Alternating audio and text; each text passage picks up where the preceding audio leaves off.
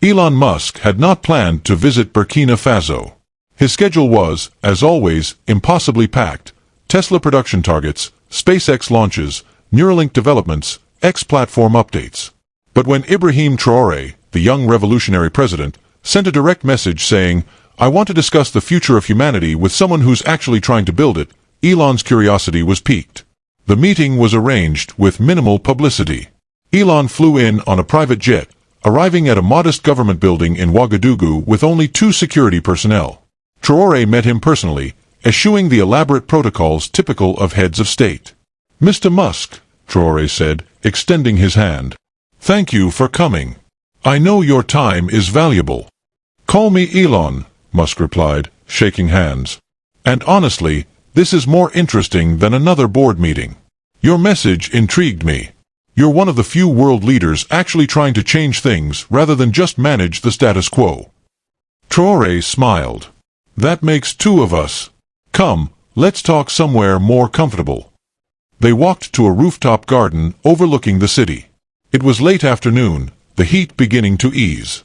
Traore had arranged for coffee and simple snacks, nothing ostentatious.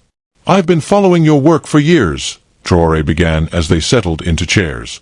"SpaceX, Tesla, Neuralink, you're building technology that could fundamentally transform human civilization. Multiplanetary species, sustainable energy, human-AI integration. It's ambitious. It's visionary. It's necessary," Elon corrected. "Humanity needs to become multiplanetary or we're 1 asteroid away from extinction. We need sustainable energy or climate change will destroy civilization. We need to merge with AI or we'll become irrelevant. These aren't optional projects, they're survival imperatives." "Exactly," Traore said. "You see the existential threats and you're acting. That's rare. Most leaders, most people, can't think on that timescale. They're focused on quarterly earnings, election cycles, immediate crises. You're thinking centuries ahead." "Someone has to," Elon said with a slight shrug. "But you didn't invite me here to discuss my companies. Your message mentioned the future of humanity. What specifically did you want to talk about?" Traore was quiet for a moment, choosing his words carefully. "I want to talk about religion. Specifically, Christianity. And how it relates to what you're trying to build." Elon raised an eyebrow. "That's unexpected. I'm not particularly religious. I was raised Anglican, briefly attended a Christian school, but I'm more of a physics and engineering guy. The universe operates on mathematical principles, not divine intervention." "I know," Traore said. "I've read your interviews, your tweets about religion. You've called yourself a cultural Christian, said you believe Jesus' teachings are good, but you don't believe in the supernatural aspects." "Fair summary." "More or less," Elon agreed. "Why do you ask?" Traore leaned forward. "Because I think you've misunderstood Christianity. Not the institutional version, that's mostly garbage, people using religion to control others or make themselves comfortable. But the original message, the revolutionary core, you've missed it. And ironically, everything you're doing, the multiplanetary civilization, the technological advancement, the attempt to ensure humanity's survival, it's all deeply Christian. You just don't realize it." Elon laughed, not mockingly, but with genuine surprise. "That's a bold claim. Christianity is about believing in God, going to church, following moral rules. I'm about rocket science and electric cars. How are those connected?" "Let me ask you something," Traore said. "Why do you care about humanity's survival?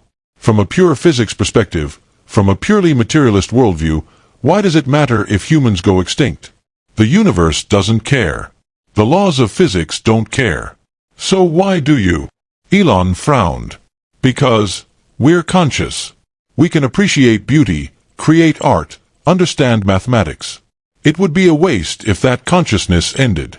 "A waste," Traore repeated. "Waste implies something valuable being destroyed. But valuable according to what standard? If there's no transcendent meaning, no purpose beyond material existence, why is consciousness valuable? Why is it better for humans to survive than not?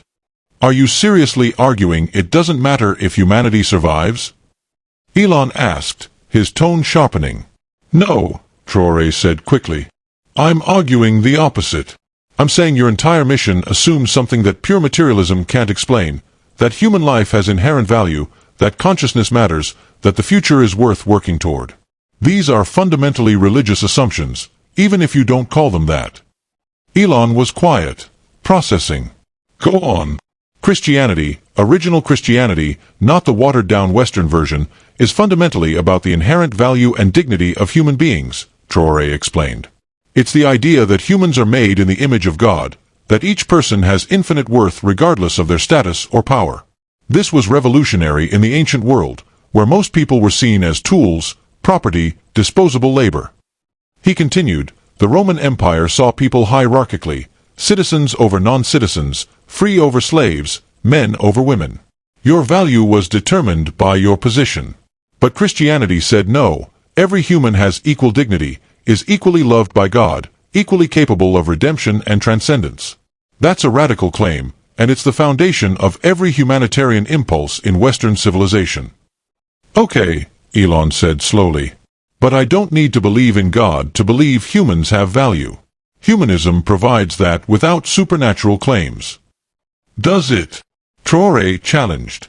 Humanism is descended from Christianity. It's Christianity with the God part removed. But when you remove the metaphysical foundation, what's left? Just emotional preference, subjective feeling. There's no objective reason to value human consciousness unless you believe it reflects something transcendent. Elon shifted in his chair. You're saying I need God to justify caring about humanity? I'm saying your care about humanity implies a worldview that's more consistent with Christianity than with pure materialism, Traoré clarified. Let me give you another example. You talk about making life multiplanetary, about spreading consciousness throughout the universe. Why? From a Darwinian perspective, from a pure survival standpoint, spreading to Mars makes some sense, it's risk mitigation.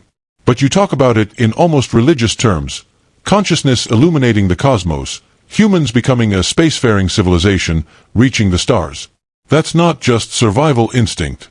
That's purpose. That's meaning. That's almost theological.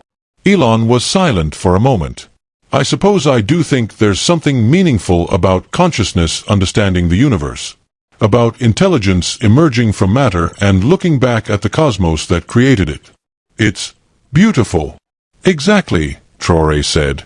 Beauty, meaning, purpose, these aren't scientific concepts. They're aesthetic and philosophical concepts. And Christianity provides a framework for them that pure materialism doesn't. Christianity says the universe isn't just matter in motion, it's creation. It has purpose. It's going somewhere. There's a narrative arc to existence. But that's just comforting mythology, Elon protested. Humans invented religion because we're pattern-seeking animals who can't accept that the universe is indifferent. We create meaning because we can't handle meaninglessness. Or, Traoré countered, humans created religion because we perceived something true about reality that materialism misses. Because consciousness, subjective experience, the sense of meaning, the ability to appreciate beauty, these are real features of the universe, not just evolutionary accidents.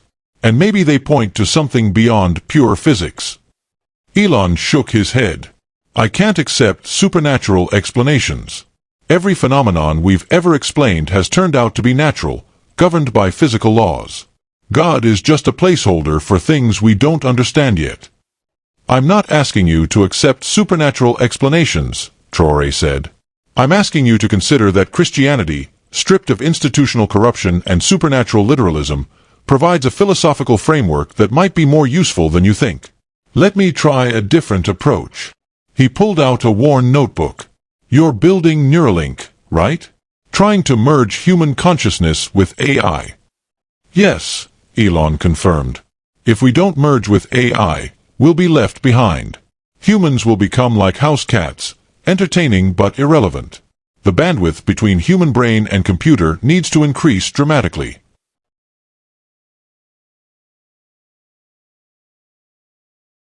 And you think this will preserve humanity?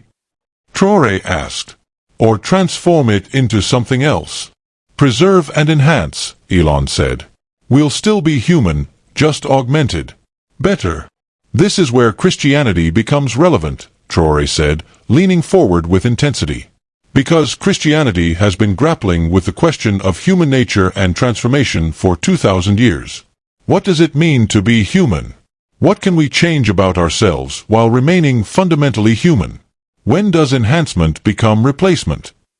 He continued, the Christian concept of the incarnation, God becoming human, is essentially about the sanctity of embodied, finite, limited human nature.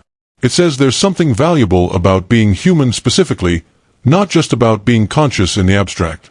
The limitations, the mortality, the embodiment, these aren't bugs to be fixed. They're features that make us what we are. But that's exactly what I'm trying to overcome, Elon argued. Human limitations are holding us back. We're too slow, too short-lived, too biologically constrained. We need to transcend those limitations to survive and thrive. Transcend or abandon? Traore asked quietly. If you modify human nature enough, if you merge us with AI sufficiently, at what point are we no longer human? At what point have we built our own obsolescence? Christianity would say that human nature, finite, embodied, mortal, has inherent dignity that shouldn't be casually discarded in pursuit of power or longevity. Elon frowned. So Christianity is anti-progress, anti-technology? Not at all, Traore said. Christianity has complicated relationships with technology, but historically it's been a driver of scientific advancement. The belief that the universe operates on rational principles discoverable by human reason, that's a Christian idea. The belief that improving material conditions is morally good, that's Christian too. But Christianity also warns against hubris, against playing God, against thinking we can perfect ourselves through technology alone. The Tower of Babel, Elon said suddenly. Building a tower to heaven, God strikes it down. You're saying my rockets are the new Tower of Babel? Traore laughed. Maybe. But more seriously, the Babel story is about human pride thinking it can storm heaven through its own effort, without regard for limits or consequences. There's wisdom in that warning, even if you don't take it literally. Not all progress is good progress. Not all technological advancement serves human flourishing. Give me an example, Elon challenged. Nuclear weapons, Traore said immediately. Brilliant physics, incredible engineering, absolute disaster for humanity. We built them because we could, not because we should. Same with certain AI applications, certain genetic modifications, certain surveillance technologies. The question Christianity asks is, just because we can do something, should we? What serves genuine human good versus what serves power or curiosity? Elon was quiet, thinking. Okay, I can see that. But I still don't need Christianity specifically to ask those questions. Any ethical system can ask about consequences and human welfare. True, Traore acknowledged. But here's where Christianity offers something unique. It provides an anthropology, a theory of human nature, that grounds those ethical questions. It says humans are fundamentally relational beings, created for community. That we're both material and spiritual. That we're fallen, capable of great evil, but also redeemable. That we're finite but connected to the infinite. He elaborated, this matters for what you're building. If humans are just information processing machines, then merging with AI is just an upgrade. But if humans are something more, beings with inherent dignity, with relational needs, with spiritual dimensions, then the merger is more complicated. You might be destroying the very thing you're trying to save. You think consciousness is more than computation? Elon asked, genuinely interested now. I think Christianity would say yes, Traore replied. Consciousness isn't just information processing. It's subjective experience, it's the ability to love and be loved, it's the capacity for transcendence. These might not be reducible to algorithms. And if they're not, then your project to merge humans with AI might fail in ways you don't anticipate. Not because the technology doesn't work, but because it's based on an incomplete understanding of what humans are. Elon stood and walked to the edge of the rooftop, looking out at Ouagadougou as the sun began to set. You're making me uncomfortable. Which means you're probably onto something. Traore joined him. I'm not trying to convert you to traditional Christianity. I'm trying to show you that the philosophical framework Christianity developed, about human nature, about purpose, about the relationship between finite and infinite, about the dangers of pride and the possibility of redemption, might be more relevant to your work than you realized. So what are you proposing? Elon asked, turning to face him. That I become a Christian? I'm proposing that you engage seriously with Christian thought, Traoré said. Not the evangelical version, not the institutional corruption, but the philosophical core. Read the Gospels like an engineer reading a technical manual. What's actually there? What's the system architecture of this worldview? How does it solve problems that pure materialism struggles with? And you think I'll find something useful? Elon asked skeptically. I think you'll find that you're already operating on Christian assumptions without realizing it, Traoré said. Your belief that humanity matters. Your conviction that the future is worth building. Your sense that consciousness illuminating the universe is meaningful. Your implicit assumption that there's such a thing as right and wrong, better and worse. These aren't scientifically derivable. They're philosophical commitments, and they're more consistent with Christianity than with nihilistic materialism. Elon was quiet for a long moment, watching the sun paint the sky orange and red. Finally, he said, "Give me something specific. One Christian idea that you think directly applies to what I'm doing." Traoré thought carefully.